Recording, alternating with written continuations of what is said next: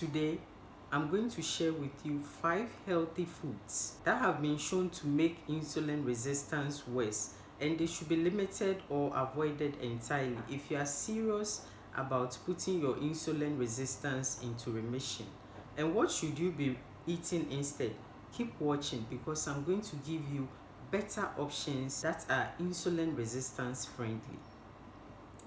First off, let's break down why oat milk, despite its reputation, can lead to blood sugar spike. The main reason is its starch conversion. Oats are packed with carbohydrates, and when they are processed into oat milk, these carbs break down into simple sugar during production. This enzymatic breakdown creates sugars that our bodies absorb really quickly. Basically, oat milk is like a starch juice, and with that comes a significant amount of glucose that can raise blood sugar levels faster than you did expect. Oat has a moderate glycemic index, meaning it raises blood sugar at a quicker rate than some other plant-based milk. For example, unsweetened almond milk and even cow milk generally have a lower glycemic index. This is mainly due to oat milk's higher carb content compared to other options. And also, most commercially available oat milk contain added sugars and other additives. These ingredients can increase sweetness, but they also elevate the milk's carbohydrate content, further increasing the chances of blood sugar spike. For anyone watching their blood sugar, especially those with diabetes, unsweetened or minimally processed oat milk may be a better choice, but other plant-based milk options could be even more suitable. If you are looking for other plant-based milk with lower impact on blood sugar, go for soy milk, which is high in protein, about 7 grams per cup, making it nutritionally one of the closest options to cow milk. Just be mindful of brands that add sugars and thickness. For those with soy allergies though, you want to skip this one. Almond milk is a great low-calorie option. It's often fortified with vitamin E and calcium. It has monosaturated fat, but is typically low in protein. Opt for the unsweetened variety to keep sugar levels low. Also, coconut milk is also a good one. It's rich in healthy fats and is often fortified with vitamins and minerals.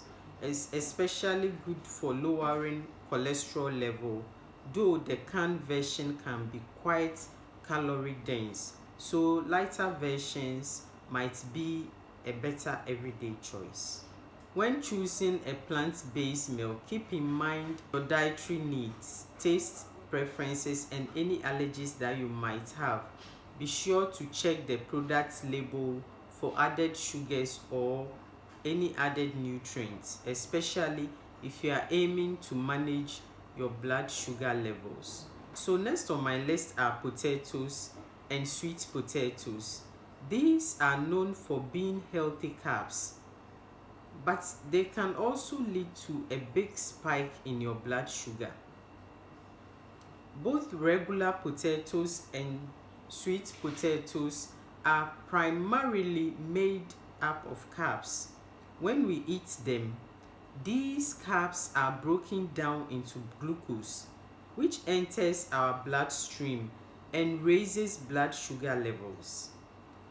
For those without diabetes, the body produces insulin to help transport these glucose into cells for energy.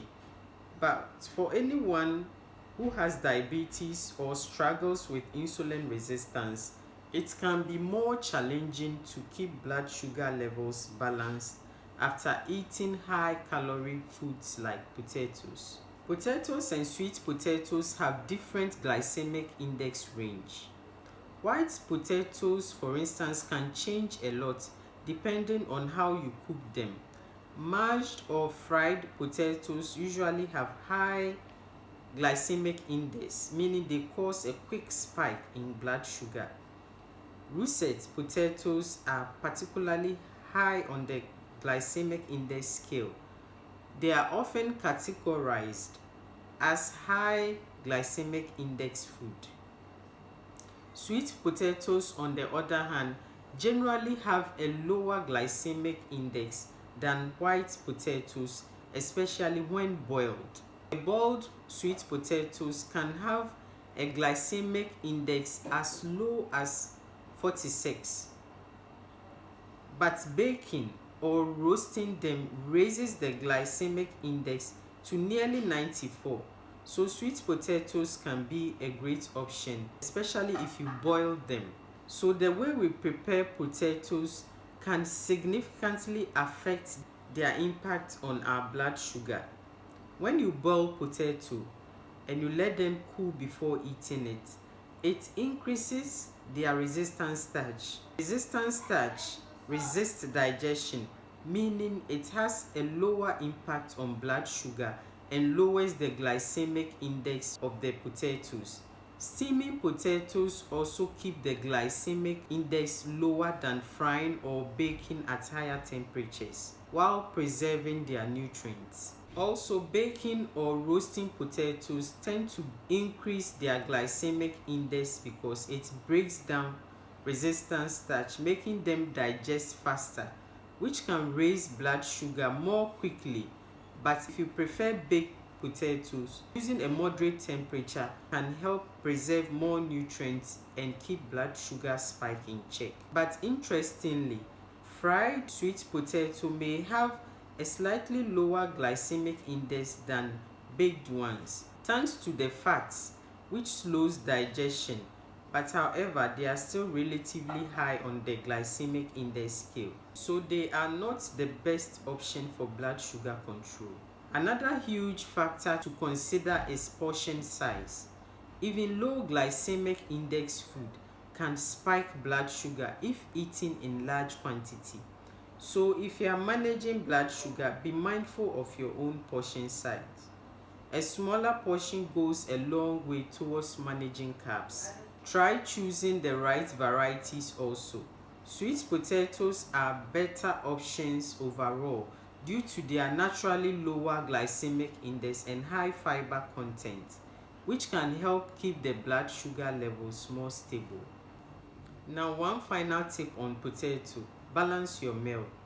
Pairing potatoes with fiber-rich veggies, legumes, or lean protein. This combination slows down the digestion and absorption of carbs, creating a more gradual release of glucose into your bloodstream, which is much easier to manage. Now, let's talk about fruits.